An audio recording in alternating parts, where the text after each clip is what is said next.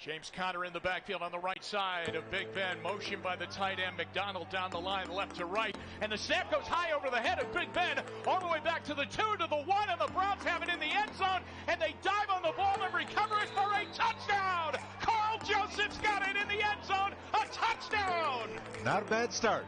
6-0 Browns. Marquise Pouncey just sailed the ball over the head of Big Ben, who looked at James Conner. They raced back towards inside the 5-yard line. It went into the end zone. B.J. Goodson and Carl Joseph were over there, and Joseph recovers it.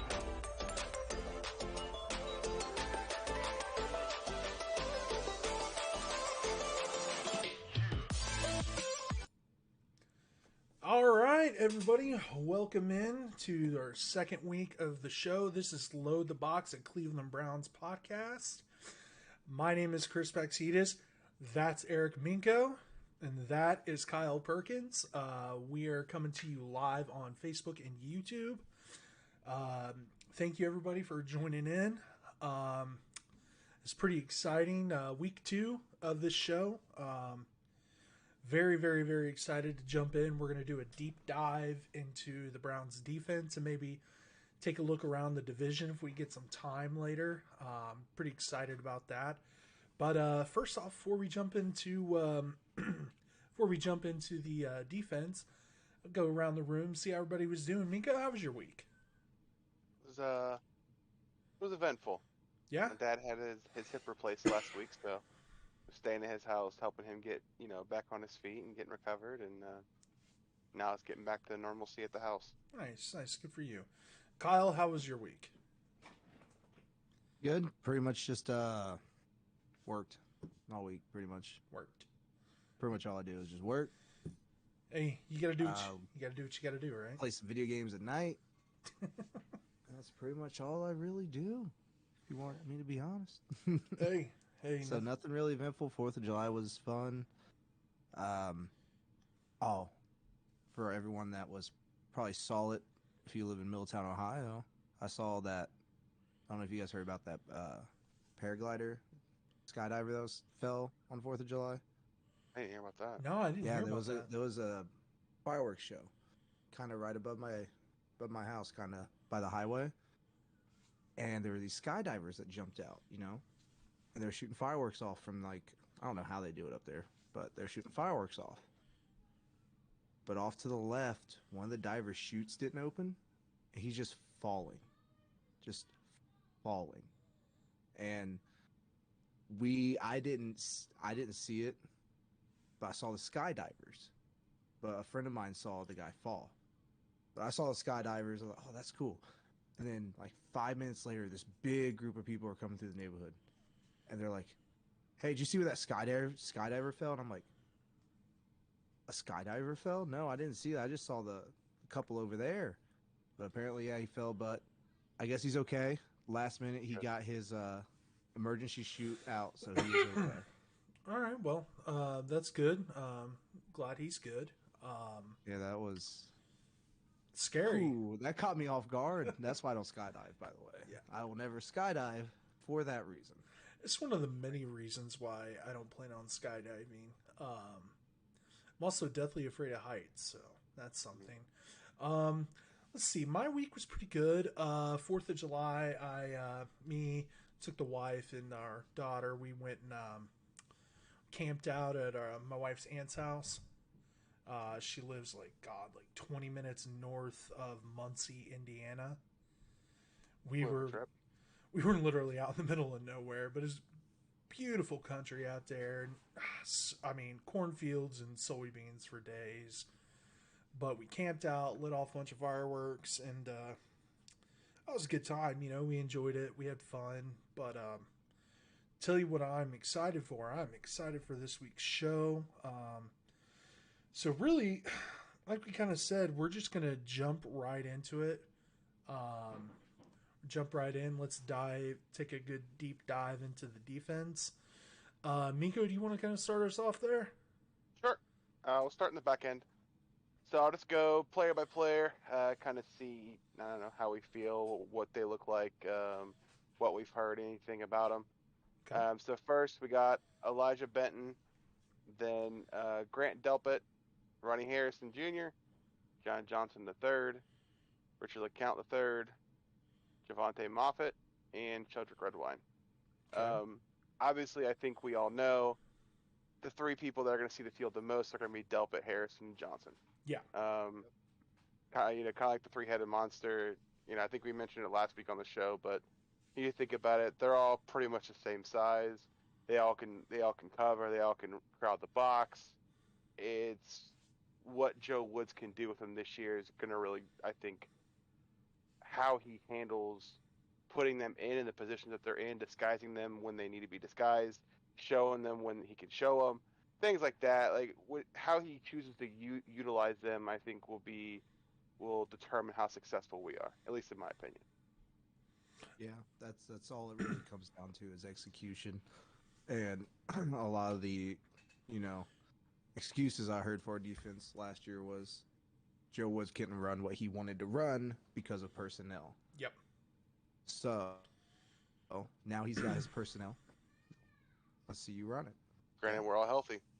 And Ronnie Harrison looked good when he did play last year. Hey, when he played and he was healthy, I think he was great. But whenever we traded for him, I have a buddy who's a Jaguars fan, and he said, "You guys are welcome." I said, "I know, thank you." Thank you. I tell you what, I was pretty excited about that trade. I'm excited to see Grant Delpit hit the field. I'm worried about that. I'm worried about it. Personally. Okay. It worries me whenever you miss your rookie year. Yeah. It worries me sometimes. I mean, especially with that big of an injury. I mean, torn Achilles is hard to come back from. But then again, I mean, you look at what Richard Sherman did when he tore his Achilles, came back and had a great year. Sure. And you look at who the DC was, Joe Woods. Yeah. Mm-hmm. So, I mean, or at least, I'm sorry, the corners coach, because Saleh was the DC. Yeah. We know. But either way, he can do it. And the big piece is going to be, which Delpit are we going to get? Are we going to get Delpit before his high ankle sprain at LSU when he was lights out All-American? They said that he should have been top 10 pick in the draft.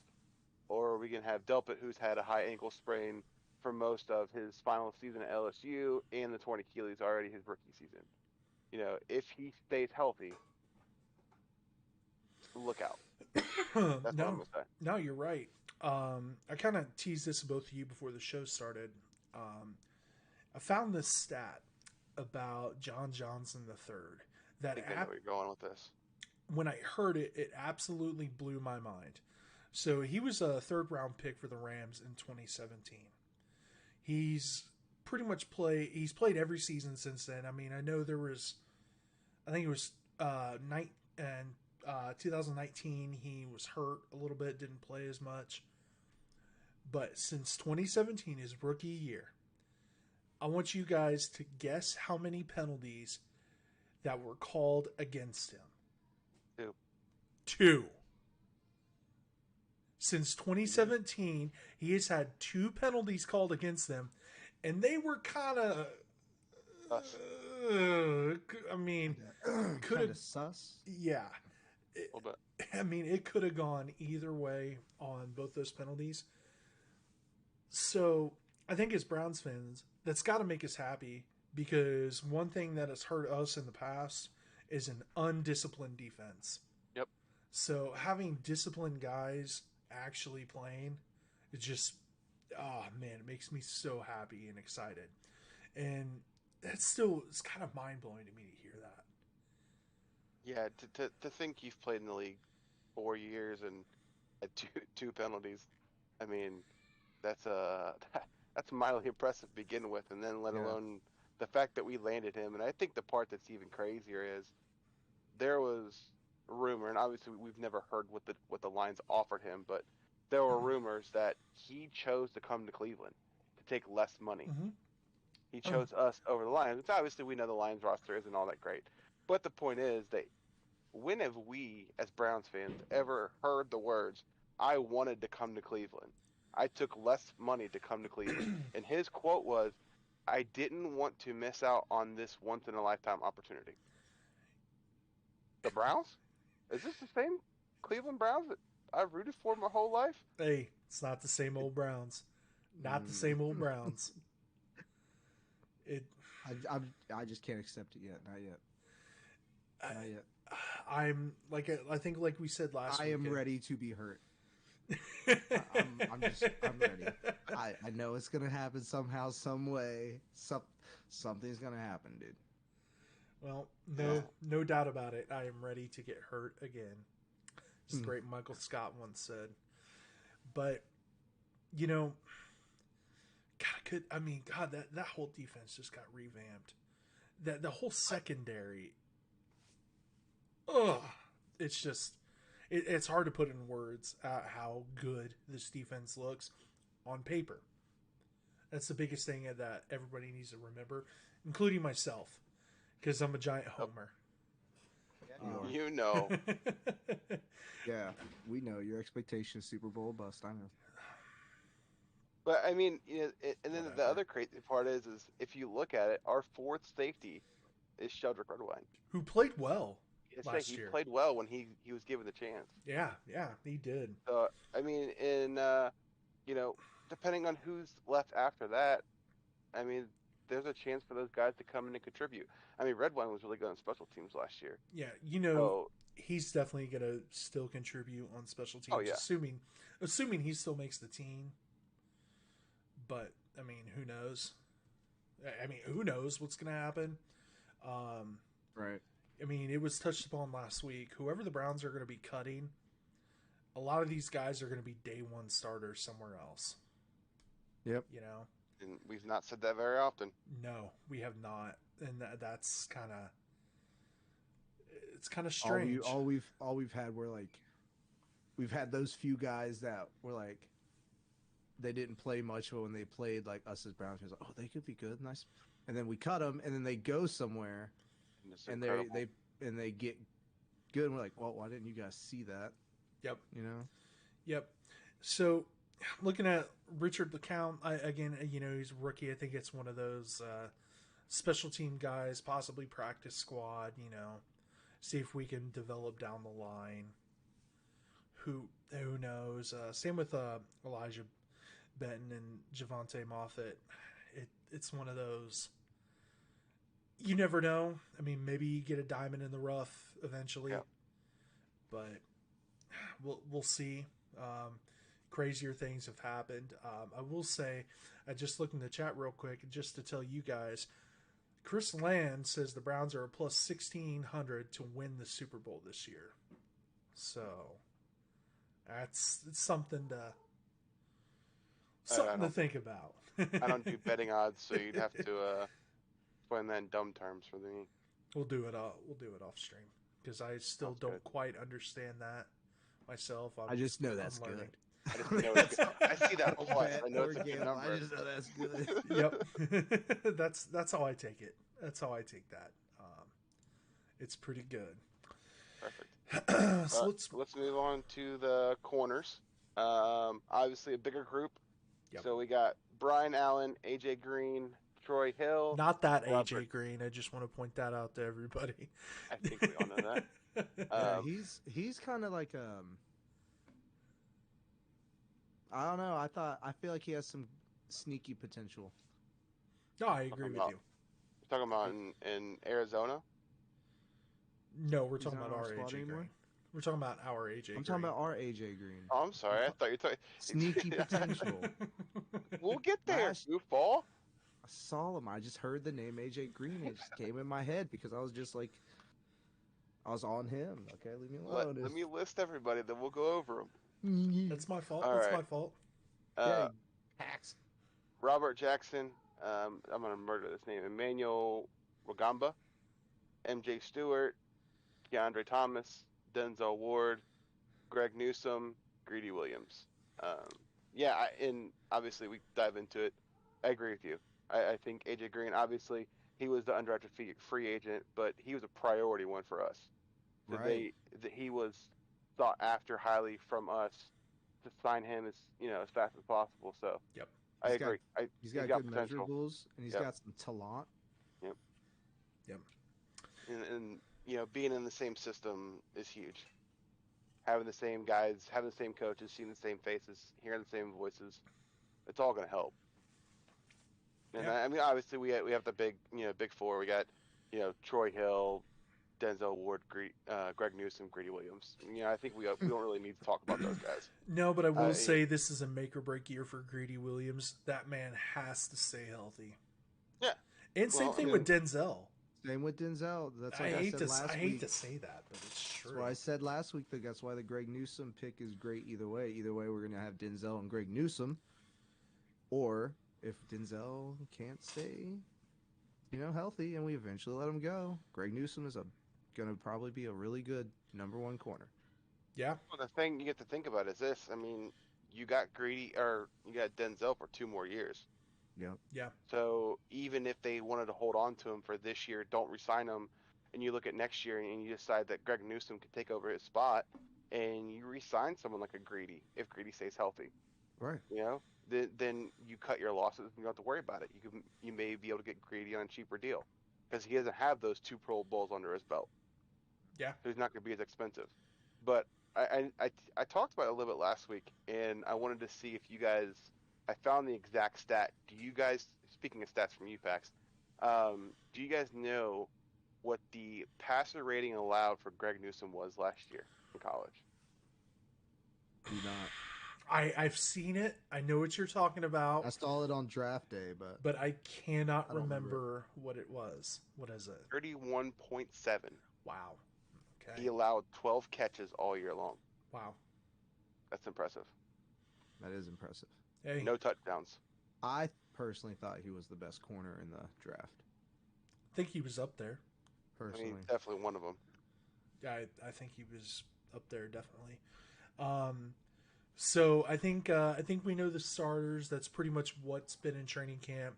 Is we've had Denzel on one side, Greg Newsome on the other, keeping Troy Hill and Greedy, covering the slots. So I think those are your 4 main starters right there, depending on obviously the defensive package. Moving on to backups, let's talk a little bit about MJ Stewart. He played sparingly last year. Yeah. But when he did, I think he did pretty well. Obviously, the whole defense, I think, as a whole last year left a lot to be desired. Mm-hmm. MJ Stewart, he needs to learn how to tackle. I'll tell you that. Yeah. I think that's a lot of the defensive issues, including linebackers, which we'll get into later. But that was one of the biggest issues. And, I watched MJ Stewart really, he just got shook a lot, especially when he just tried to do the BS arm tackle. I mean, it's not going to work. Or if you just try to kill a guy just with your shoulder pads, you got to wrap up and hold on for dear life. And the defense did not do that. No, but I think the thing that we can look at those 2 guys, and obviously AJ Green would be the next one, but Yeah. special teams contribution. Yeah. If you look at those 3, obviously they're fighting to take some of those final special team spots. Yeah. Yeah. You got to have good special teams guys. We didn't have bad special teams last year, but it wasn't great. Terrible. But you got to have those core guys that can come back in under Mike Prefer and do a really good job. Whether it's flipping the field position for them, Mm-hmm. making them start deeper in their own territory, making it, blocking downfield and helping us get further up the field for our possession, or, hell, who knows, maybe getting a block punt or field goal. You got to have those core special teams people that can come in and do what they have to do. And, they're going to be fighting to see who's going to get those last few spots. Oh, yeah, you're right. It's going to be tough. It is going to be tough to make this team this year, especially as a corner. It's tough. Typically you're not going to carry too many. You might carry 6, maybe, sometimes 7, give or take. Yeah. So We got 10 currently. it's going to be difficult. It's going to be difficult. So, I agree. We pretty much touched on everybody. I know some of the no names like Brian Allen and Emmanuel. Oh God, how do you say that? Rugamba. Rugamba, and Keandre Thomas. I mean, it's one of those. They're on the bubble. They gotta prove it in special teams. It's the only way they're gonna make this team. It's the only way. You always have those dark horses that come out of nowhere in camp, and they're like, "Oh yeah, this guy he looked great in camp. I didn't know who he was to begin with." Yeah. Okay, wonderful. Oh no, Great job. You're completely right. You're completely right there. I'll give you one guy who, when the Browns drafted him, you're just kind of like, who? And then he kind of came together. I mean, he wasn't an all-pro by any means, but he's one of those guys where, he had a lot of potential. Buster Screen. Dude, I love Buster Screen.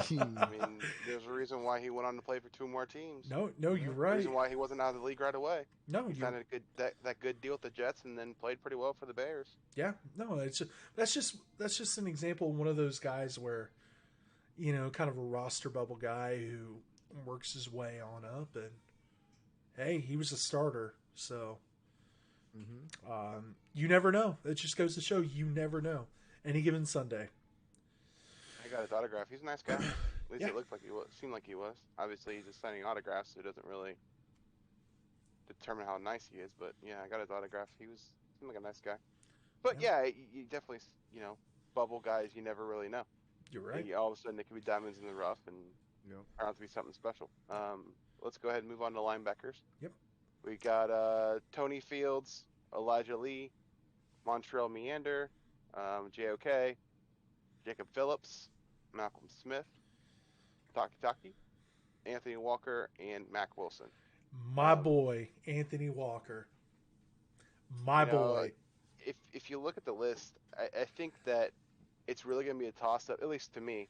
It's going to be a toss-up to see who's going to take those 2 spots. I think we're going to run mostly 3 safeties. Mm-hmm. Is it going to be Anthony Walker, or is Jacob Phillips going to be the player that I think they wanted him to be when they drafted him last year? But obviously, we hope and we think that JOK will be the second starter. Because he's so versatile.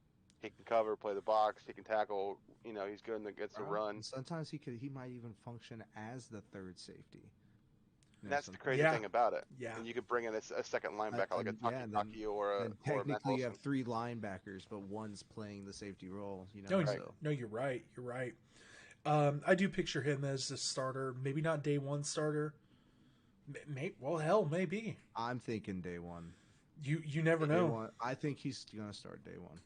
So Anthony, You hear, all the things you see that have come out of minicamp. They say that he's just so smart. His IQ's off the board. He makes one mistake and then he fixes it. He's learning the playbook. He had an interview and he even said, "It's amazing because in college I had class I had to go to. I don't have class anymore, so I can spend all that extra time watching film, studying film, watching and fixing my mistakes I made on the field." So obviously that's the fact for everybody, but if he can take that mentality and put it on the field, his potential's through the roof. He's one of those players you want to get on the field immediately. He's You a want him to guy. start getting experience. He's a guy that Peppers should have been. He's the guy that Peppers could have been if John Dorsey didn't trade him away. Or John Dorsey didn't play him all the way in Ashtabula when he was supposed to be playing in Cleveland. John Dorsey wasn't calling the plays then. Just want to point that out. John Dorsey wasn't calling the plays, but you are right. God, that was awful. His rookie year, he was played so out of position. Oh my God. Your guys' boy, Triple G. Listen, Triple G. You leave my dude out of this, okay? Leave Greg with 3 G's alone. Hey, that man was 20 miles off the ball. The camera couldn't even zoom out far enough to pick him up on the field. Hey, he learned his lesson in the Jets. The problem was it was the wrong time to call that play. I remember watching games and being like, I only count 10 guys. What? Oh, it's Peppers. Oh, there's Peppers. Yeah. Yep. they snap the ball and they zoom out far to see the whole field. Oh, hey, there he is, way back there. They're on the 20-yard line. He's all the way back at the end zone. Yeah. At least he stopped the big play. Yeah. Nothing goes over his head. Well, No kidding. Nothing If he better, didn't know, Roper he said. Anyway, No. So, but yeah, Jordan Hawthorne's in the chat. Thanks, Jordan, for hanging out. He even said that he Hello, loves Jordan. a linebacker that can basically be a safety. Joke was a steal and a half, and I told Yes, you all he was. told you all last week he was the steal of the draft. I agree. I mean, I thought they were. I had a feeling they were going to take him in the first round, but then they got Greg, and I wasn't mad about it. And then they got him in the second, and I just was No one saw it. no. That was amazing. So yeah, let's go ahead and pencil him down as a starter week 1. yes. Anthony Walker as well. I think Jacob Phillips is going to make this team. Same. There's no doubt he makes the team. I think Taki is going to make this team. I feel like Mac Wilson's going to get cut. I do too. I think If you look at the guys that are on the list that are bigger names that could get cut, I would agree.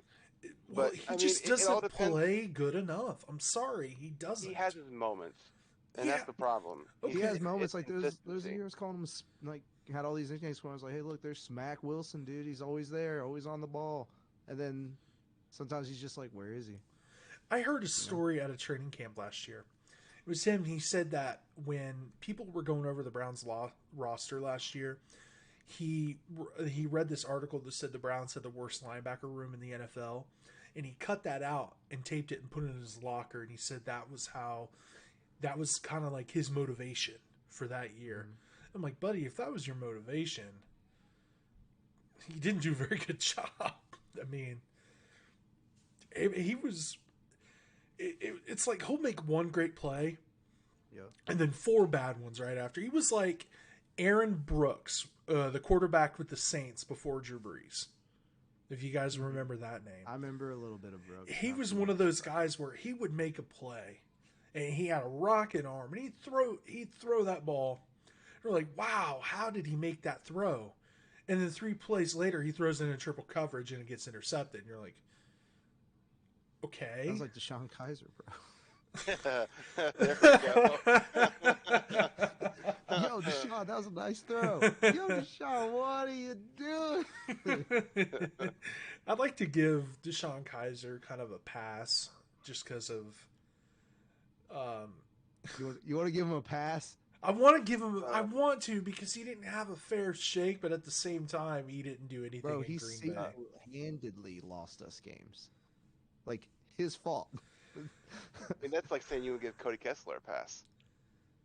Yeah, you gonna give my boy Cody Kessler? Yes, I'm not yes. gonna give him a pass. That poor Cody kid Kessler did played everything good. he could. Okay, He was. I love Cody Kessler. Okay. That's why just- I brought him up. I was a fan too. Like, oh boy, But- this dude's really accurate. The arm is just weak. It's weak Terrell, sauce. Terrell Pryor carried that team. They limped into 1 win Oh, that man. season. Limped. Should have resigned Pryor. Yeah. Good old Right, Pryor. Let's go ahead and move on to the defensive end. Hold on. We aren't done with linebackers yet. We really haven't talked about a whole lot. We haven't. I mean, we kind of talked about the main ones. I mean, we can talk a little bit about Tony Fields or whatever. I guess it's fine. We can move on. It's just roster bubble guys in the end. I mean, it's all going to be who's going to contribute for special teams. No, you're right. You have 4 guys that are fighting for a spot, 5 guys who are fighting for who can contribute on special teams. You have obviously Malcolm Smith, Montreal Meander, Elijah Lee, Tony Fields, Mac Wilson. Yeah. Of those guys, you're going to maybe keep 2, maybe 3, at the most. Yeah. I mean, I don't even see. I think maybe 2. So with that being the case, there's not a whole lot you can really talk about with them. They have potential. Tony Fields obviously has a foot up on these guys because he was drafted by these guys. Malcolm Smith obviously was in the system last year. He has the experience. He can be the old guy in the room, and he's a contributor when he needs to be. Yep. Meander. I was going to say about Malcolm Smith. I was kind of when they signed him last year towards, kind of towards the start of the season a little bit. I was a little worried. I'm like, man, we're just kind of scraping the bottom of the barrel here. Yeah. Malcolm Smith impressed me last year. He played well when he needed to. He really did. And the thing is, you can't ask too much from him. You know? And the Browns didn't last year, and I think he did well when given the options. So, I was a big fan of him. So, with all that being said, let's go talk about defensive ends. This is where I'm excited. Yes, there we go. I'll go ahead and here we read them go. off. So, we got, go ahead, Miko. Go ahead. Got Jadeveon Clowney, Myles Garrett, Porter Gustin, Joe Jackson, Cameron Malveaux, Tack McKinley, Romeo McKnight, Curtis Weaver. I don't think a whole lot needs to be said about the first two guys. Obviously, Clowney and Garrett, we know that they're going to be mostly every down players. Yep. You can pen them in for starters. Oh yeah. Obviously, Tack McKinley was signed to obviously be a huge contributor. Porter Gustin, playing last year, did a really good job when he was needed. I am honestly very excited to see Curtis Weaver this year. Oh yeah. I don't know if you guys have followed it or seen his highlight tape, but the guy is an absolute monster. He's huge, and I want to see if the hype around not only Brown's Twitter but around what you hear people talk about, to see if it's going to match on the field. Yeah. That's the biggest thing with hype is, like, it's all fine and dandy, but prove it. Yeah, absolutely. And this kid lives up to the hype. I think that defensive end room is going to be could be pretty good for a long time. So, like you said about Porter Gustin, he's one of those guys where he probably won't make an All-Pro list. Maybe he'll make a Pro Bowl, maybe, but he's always dependable, I think, and he's reliable. Yeah. Yeah, very, very. Tack McKinley, I am not. I don't know. I don't get it. I don't get it. You don't get. I don't check. I don't see the hype with him. He didn't. He had maybe one good year in Atlanta, maybe two. I don't see it. Pretty sure he had a couple seasons with about 7 sacks, which is better than average, if I remember correctly. Yeah, there's a reason why he signed a 1-year prove it. Right, and I think he deserves it, but I think he is one of those players that, say Clowney gets hurt, Yeah. Knock on wood, but say, because the odds are high on that one. No, you're right. And so say he gets hurt, and I know Tack just got over an injury too. Yeah. But if he gets a chance and he is motivated, I think he could be really good. It sounds like he is motivated, though. So that's what it sounds like. That's why I'm hyped about it. About it. Yeah. So I actually just pulled it up. His stats. 2017 and 2018, he was healthy, played almost all year. 2017, he had 6 sacks. 2018, he had 7 sacks. 2019, played 14 games, had 3.5. Last year, he only played 4 games and had 1 sack. But he had like 4 or 5 QB hits on Russell Wilson in the first game of the season. I remember that. Yeah, they said 5 QB hits when I was listening on Browns Daily. Right. I remember listening to that too. So, okay. I think he'll be nice. He'll be a nice rotational piece. Clowney or Garrett's a little tired. Tack. Get in there. This is what it is right here. If he really is motivated, and he can really prove to be what we want him to be, that rookie/sophomore year when he showed up, had 2 decent years. That's all we need. Yeah. Mm-hmm. Put him all you in. need from a second end. You got Garrett to go off, and then you have Clowney, who, if I remember correctly, had like the second highest double team average of any defensive end in the league over the last 5 years. So he draws attention. If you have those three guys on the field at the same time, with a guy we'll get to in a little bit with like Malik Jackson or Andrew Billings, Or Malik McDowell. that's we'll get there. We're getting there. We're getting there. But getting there. yeah, that's a dangerous thing to think of, man. Like the potential for this line, if Takk McKinley can live up to, even give me 3 quarters. Yeah. You're a first round pick. Play like a second or third round pick. That's all I really need you to do. No, you're I right. need someone reliable across from Miles, or someone that can come in and be that piece to keep Miles and Clowney healthy. Someone that can step up when we need them to if one of them gets hurt. That's all I need you to be. Yeah. I mean, he was cheap. It was what, like $4 million? Yeah. So Something like it's that. a prove it year. You Which- signed a 1-year deal. You bet on yourself. Yeah. Show me what you got. You are absolutely right. So, with all that being said, let's move to the defensive tackle room.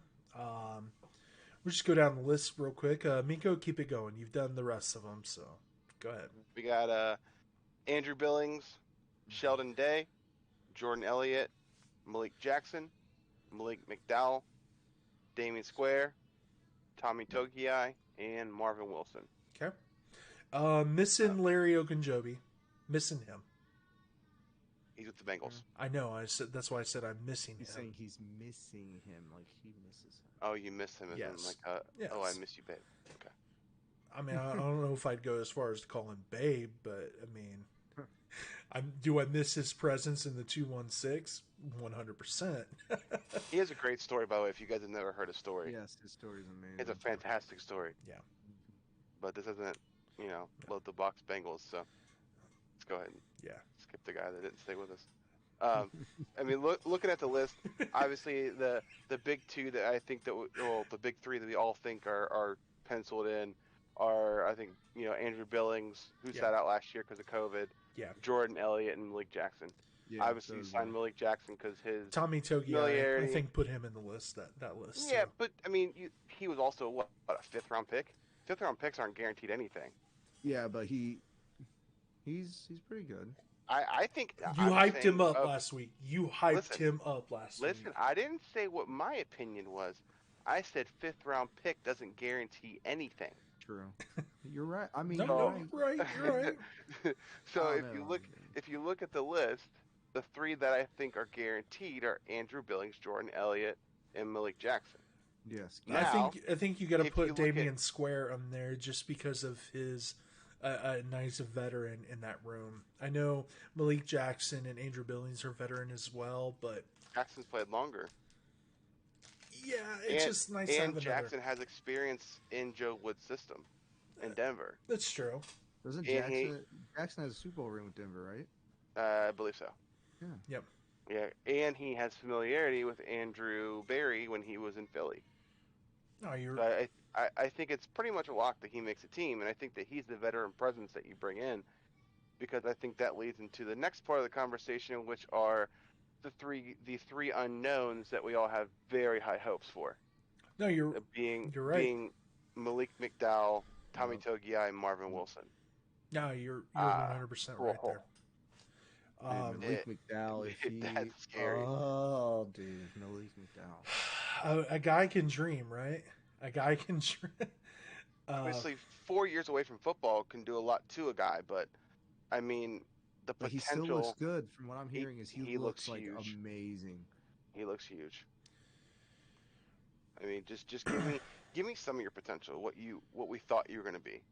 Mm-hmm. The average, I think they said the average 10 sacks almost over his last 2 seasons at Mhm. Michigan State. That's a lot of sacks for college. No, you're right. You're right. Oh. So it's nice to have Andrew Billings back. I will say that. It's nice to have some much needed depth in that defensive line room. Yeah. It's so nice. Thank God this whole COVID thing should be pretty much over and done with. Hopefully. So we really don't have to deal with that a whole lot. I'm excited to see him on the field. I really am. I missed him last year. Missed him big time. So, and him and Malik Jackson, I'm really gonna miss. Gonna miss Sheldon Richardson, but Yeah. Good luck to Sheldon Richardson. good luck. He was Have fun in Minnesota. He was a 100% effort guy every single play. Yeah. Oh no, Did he he end up was. re-signing with the Vikes? Yes, Yep. he did. He did. And Load the Box Vikings co-host Jack Day was the one who broke the news in the NFL world. Ian Rappaport, Mary Kay Cabot, and everybody was retweeting Jack Day. That's pretty cool. So I wish we would have kept Sheldon. he It's turned the cap down. casualty. He I actually, but the thing is, it was a cap casualty that we didn't even need to do it. Yeah. You know, Yep. And the thing is, fun fact, after they cut him, everybody knew that they were going to try to re-sign him, just get him on a different deal. He outright refused to come back. The Browns offered him more money to re-sign in Cleveland than Minnesota did, and he took less money to be with the Vikings. He is angry at the Browns. He is angry. That's normal though. Yeah, 'Cause he but wanted to be here. He wanted to play. He wanted to stay in Cleveland, and it didn't happen. So of course he's going to be a little upset. He's like, because I'm sure he feels like he was part of the turnaround there. he was. And he was. And I can only imagine being a player, being on, like, wow, we're turning around, we're finally, and then literally that next year you don't even get a chance to be a part of it. Yeah. No, you're right. This is how it tastes in your mouth. Yeah. Yeah. So I think that does it for our deep dive into our defense. To kind of summarize, I think this defense has completely been revamped. Dare I say, the lockdown on the lake looks great. Stop. That lakefront defense is coming in strong. You know, Max, I hope our defense completely falls apart. Don't you say that. I'm just Rude. because I want you to be miserable. You don't get to have your lake. So Load the Box Browns is looking for a new co-host. Just kidding. Mark Maloney's in the chat. Went to high school with him. He says y'all think the Brownies are going to do some damage this year. Mark, that's the plan. That is the plan. That is the hope. God, I hope so. You've known me long enough to the point where I live and breathe by that team 24/7, and Jesus knows it's been hard. But I think we're going to be doing some damage this year. Said I ran through the schedule, and we'll do it another day as week one approaches. I'm not going to get into it, but my expectations are high. Oh yeah, next week we should do.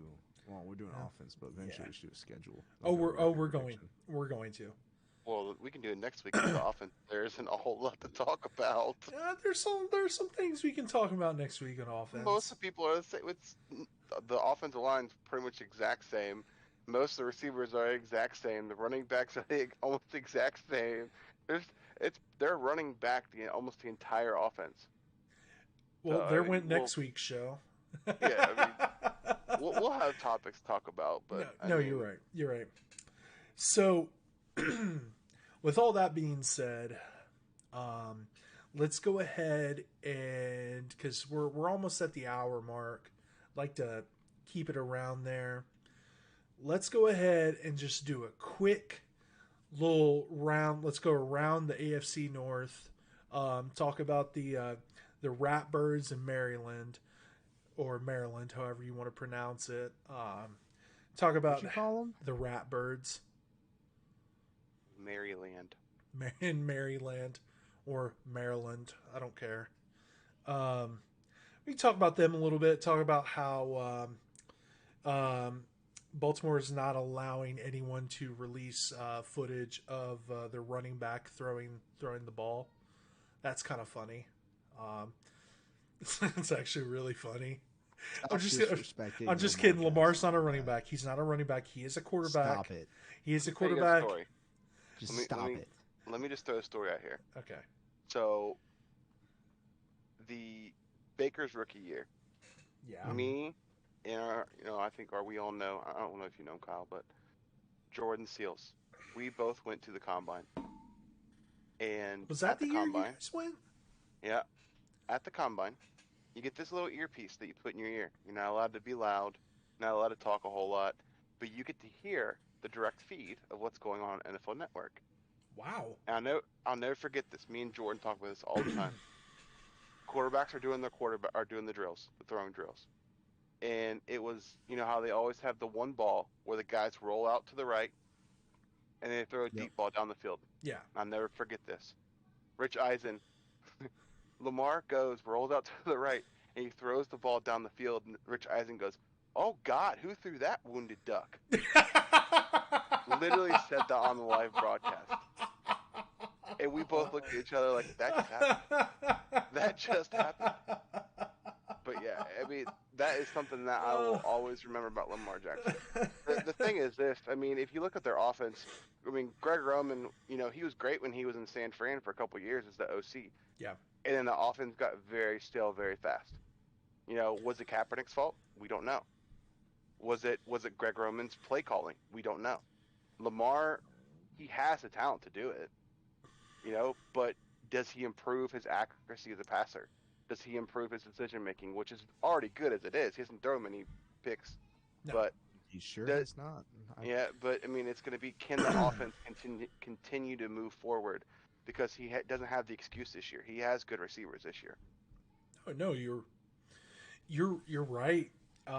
It's just, I just, what worries me, I guess if I was a fan of that team, what I would be worried about is the defenses catching up to Greg Roman's scheme. Right. Because exactly. like you hinted at it, saying, well, was it Kaepernick's fault? Was it Greg Roman's fault? You know, what exactly happened in San Francisco? I'm under the impression that I think it just kind of caught up with them. You know, it took teams a few years to catch on, and I think when they do, it's not going to be good. Especially if Lamar's throwing balls like he did on that one video. Listen, man, Peyton Manning threw a lot of ducks. No, you're right, but they're typically not highlighted. We'll say that. His ducks were pretty accurate too. Also, it's Peyton Manning. That man can throw as many ducks as he wants.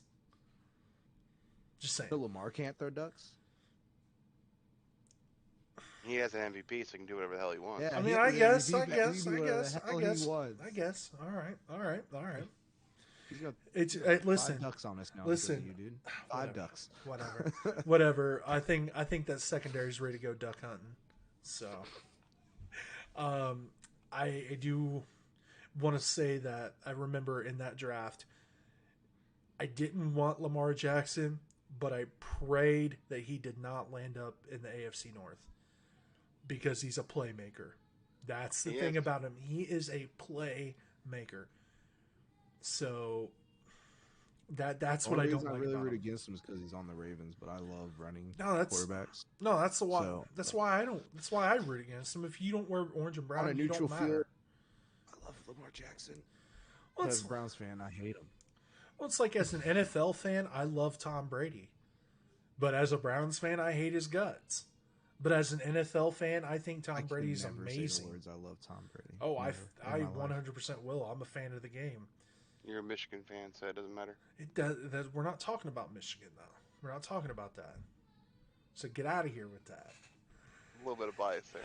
Okay, I understand. That's all it is. Whatever. It's not because he's, got this is coming from the same guy that says there's only one team in the NFL, that's the Browns. If it's any of the other 31 teams, I can't stand them. I hate them.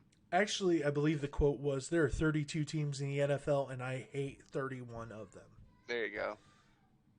Okay, but no, I get that. I'm just saying, like, I am fans of players, but in the end, if they don't play for my Cleveland Browns, I don't care. I don't care. In the end, then you're I just not a don't fan care. of Bell because I love like a lot of teams. The Browns are my favorite team. But goddamn, there's like a lot. I mean, like I like the Panthers. I hope they do good. I mean, what I'm saying, in the end, I don't care. I don't care. I care about my Brownies. That's what I care about. So there you go. You hear that? Uh, You hear this bull crap? I don't care. Go Browns. Yeah, go Browns. Let's move But yay on. football. All right. Let's move on to the Squealers. The Squealers. Yep. Let's just talk about their demise a little bit and how it wouldn't shock me if they end up being last in the division, because that offensive line sucks. That defense sucks. You think Mike Tomlin's gonna be last in the division? That's the only thing I would say. If they didn't That's have the Mike only Tomlin, thing I keeping would them. guarantee they were last. That's Well, the any only other thing team- stopping me from guaranteeing it. Any other coach had the Steelers from 2019 when they went 8-8. Mm-hmm. If any other coach was coaching that team would have gone like 3-13 or 4-12. No, I believe you, and I'm not saying Mike Tomlin's a bad coach by any means. I'm Because giving him. that's why I'll never count the Steelers until he's gone from them. As long as Mike Tomlin is coaching the Pittsburgh Steelers, I'm gonna be afraid of him. No, I'm you're worried right, and about I'm always going to be nervous playing them. Always going to be Yes, nervous. always. I get nervous about every game though, especially division games is when I really, really, really get nervous. And I think that team just looks so bad all around. I mean, they got a good receiving core. I'll give them that. They got a good receiving core. Ben Roethlisberger is aging rapidly. They were the worst 11-0 team I have ever seen, and they proved that when the Brownies smacked him in the mouth in the playoffs. Yeah, but they also if you look at their offense last year, the big problem was they couldn't run the ball. Najee Harris is going to be a very good addition for them. Yeah, no, I mean, you're right. He was phenomenal at Alabama. He was incredible. And, you know, the old stigma was is you look at Alabama, they could produce college players, but a lot of times their skill players didn't match what they were in college. But then you look at ever since probably Julio, ever since Julio, they started to produce. I mean, look at their running backs. I mean, you think about it, Mark Ingram, Derrick Henry, there's at least two more that I'm forgetting, and then obviously Najee Harris is the follow-up You now. want to go ahead and say Trent Richardson? Do we want to go down that Trent rabbit hole? By the way, I did find that video, and when I can figure out how to save it, I'm gonna save it. We can post it on the Twitter account. Yes, All right. thank you. Send it to me because I got funny things to do with it. I can definitely do that. But Wonderful. we can. I think we can all agree if it wasn't for Mike Tomlin, they would absolutely be last in the division. Losing the amount of people they lost, I think, is huge. Yep. I think David DeCastro retiring all of a sudden, I think it's going to be another big hit for their offensive line. Yeah, but that guy who they re-signed, God, I can't remember his name. There was a good fill-in. Trey Turner, is that who they re-signed? They signed somebody to. I think they re-signed. I think they signed Trey Turner. Okay.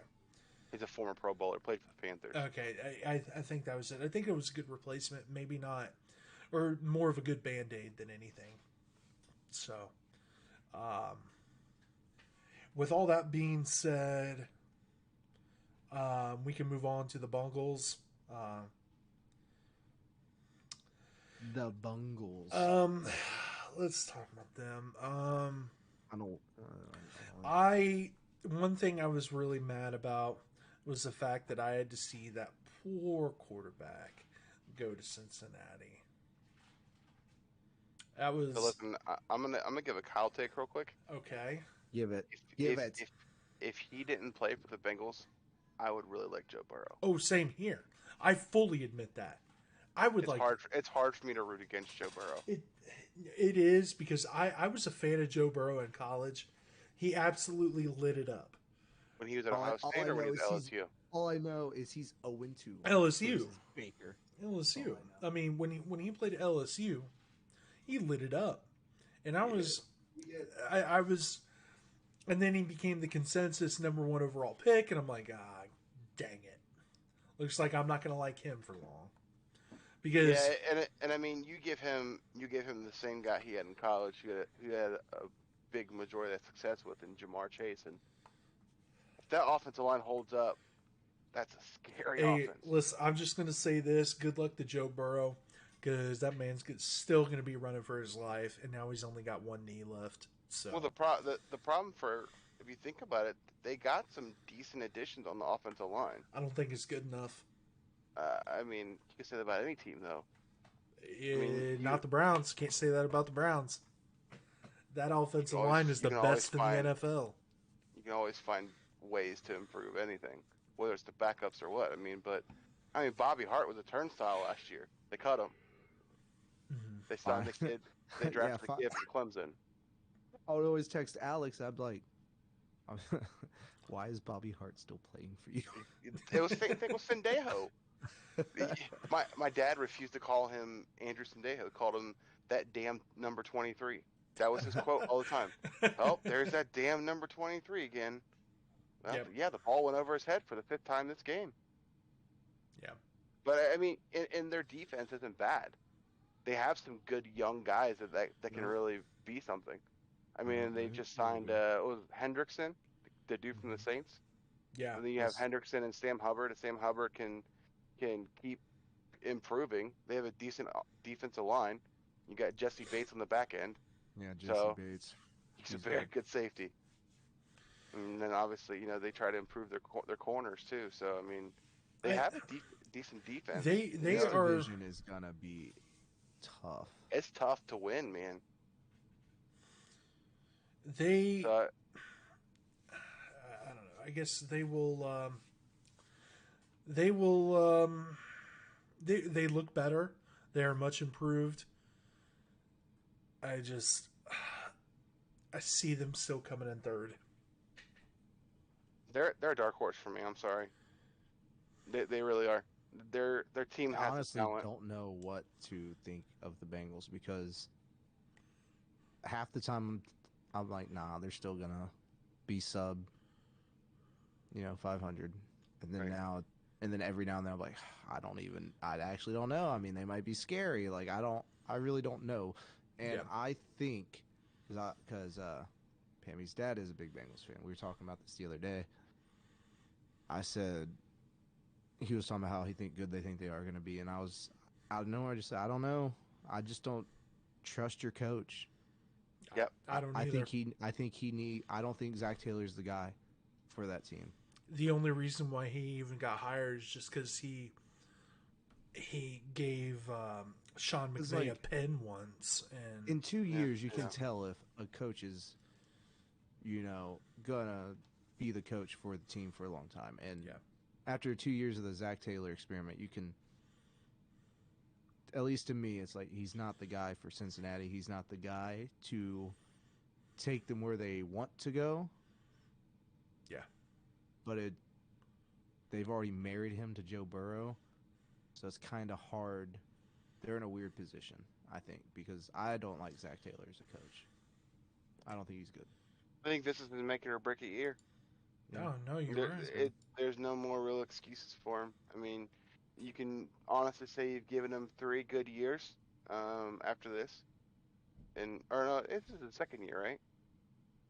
No. This is third year. That's what I thought. Okay, Third so year. yeah. This will be his 3rd year. You give him 3 good years. Obviously, the first year was kind of the, let's tank, get Joe Burrow, get the number 1 guy. You got your guy. And then you let him get demolished. Yep.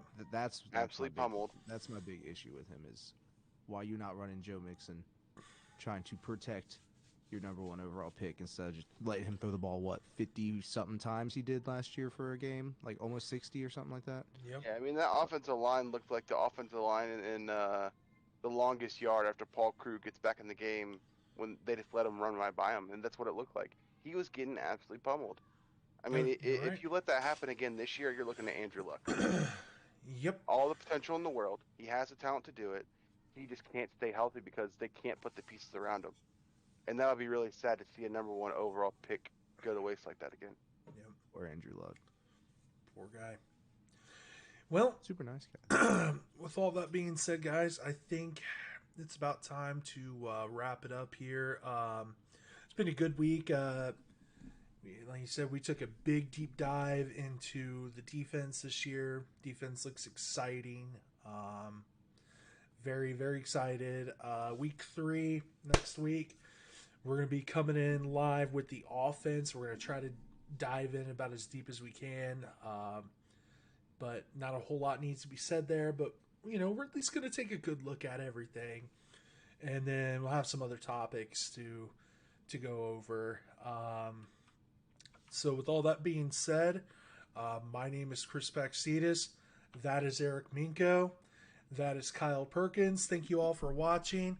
And I am going to leave you with this. Here we go, Brownies. Here we go. Woo!